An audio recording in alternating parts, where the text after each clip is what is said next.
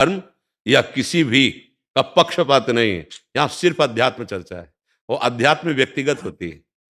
अगर आप सुधार करें, आप सुधार करें, आप अब तो समाज का अपने आप हो गया ना। हाँ, भगवान ने मांगा है आपसे, मन मना भव मद भक्तो। भगवान ने मय्येव मन, वो कह रहे दे दो भैया, मय्येव मन आधत्स्व मयि बुद्धिम निवेशय, तो निवेश्य मय्येव अत ऊर्ध्वम न संशया। ए भाई तू अपना मन मुझे दे दे, राधा राधा राधा राधा, तू मेरे में बुद्धि लगा दे कि सब परम धन राधा राधा राधा। और जहां ऐसा आपको दिखाई दे तो दूर 10 कदम दूर रहो। दूर से दर्शन किया, उनको भी प्रणाम किया और पीछे से निकल गए। नहीं, हमें देखो कहीं कोई ऐसा नहीं कि आपके घर पर कोई आवे हमें इतना दीजिए नहीं तो हम सांप दे देंगे या पाप लग जाएगा, कुछ नहीं होने वाला। अगर उनके पास सांप और पाप करवाने की शक्ति होती ना, ये तुम्हें पापी बना देते या तुम्हें सांप दे देते, तो वो ऐसे करते ही नहीं।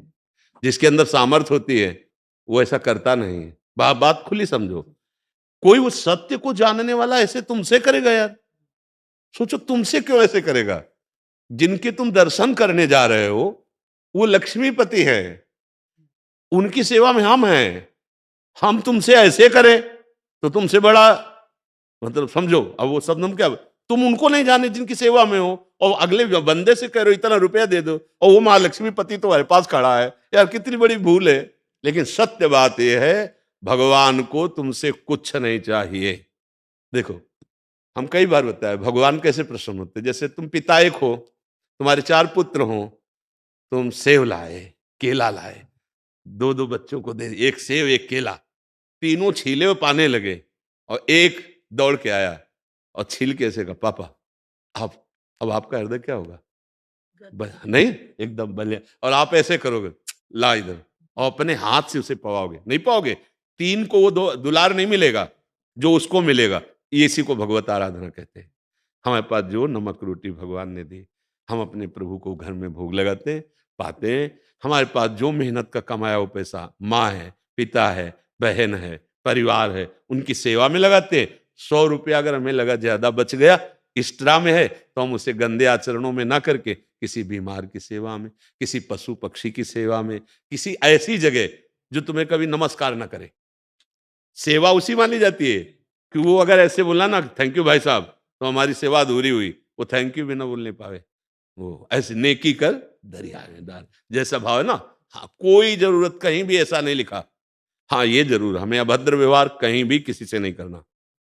तुम्हारे घर जैसे कोई आता है, राधे श्याम जी बोलिए, मृदु वचन पहला स्वागत, राधे राधे, क्या है?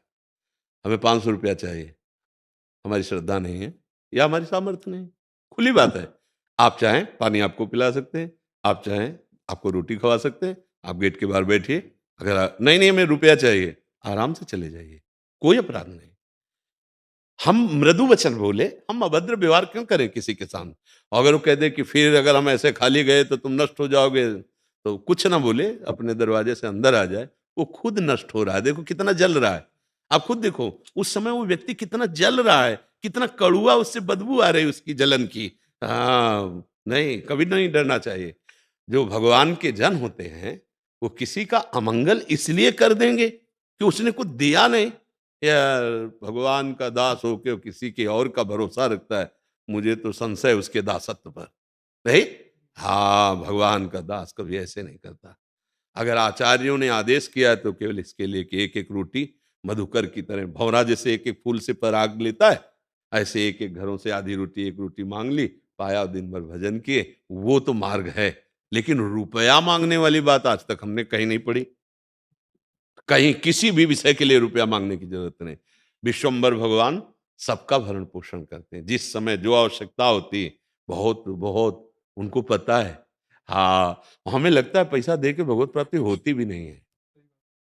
अगर होती तो बड़े बड़े लोग खरीद लेते भगवान को, नहीं खरीद लेते तो 1000 करोड़ तो ले लो, 2-4 बार खरीद लेते, ऐसे भी लोग हैं। लेकिन लक्ष्मी जी चरण चापती रहती है, भगवान उधर देखते रहे तो भला यार। भगवान तो अपने प्रेमी जनों से मिलते हैं, और प्रेम पैसे से खरीदा नहीं जाता, वो भजन से होता है और दैन्यता से होता है। ठीक है ना जी।